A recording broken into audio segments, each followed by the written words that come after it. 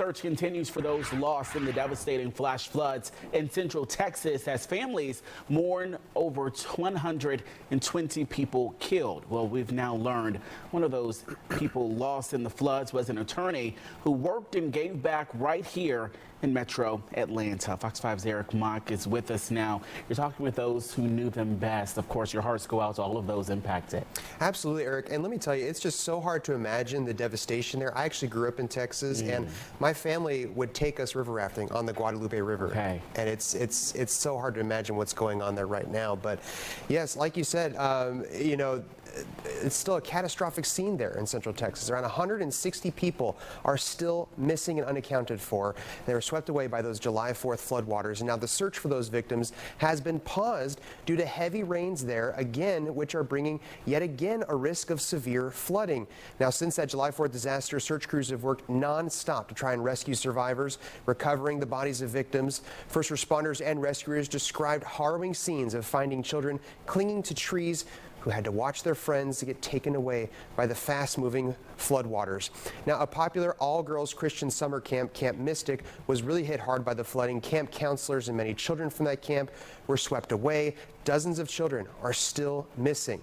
Now, President Donald Trump recently visited Kirk County and was moved by the high loss of life and the families there now grieving for their loved ones.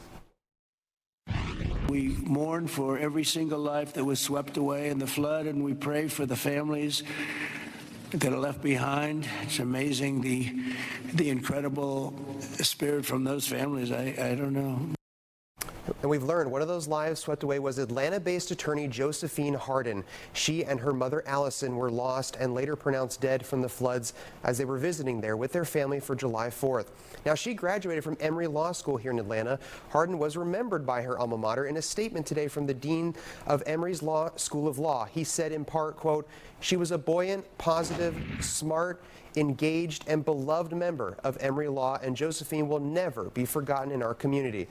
And the Atlanta-based law firm where she worked, Huff, Powell, and Bailey, wrote a long tribute to her and her service.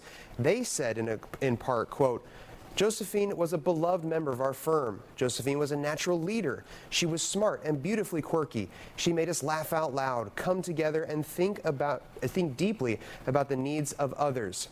And a large part of that community service, they said, was done at the Atlanta Volunteer Lawyers Foundation, where she started giving of her time and expertise shortly after graduating from Emory's Law School. The foundation wrote in part, quote, "She was passionate about using her legal skills to serve those most in need and often inspired her colleagues to join her in this work."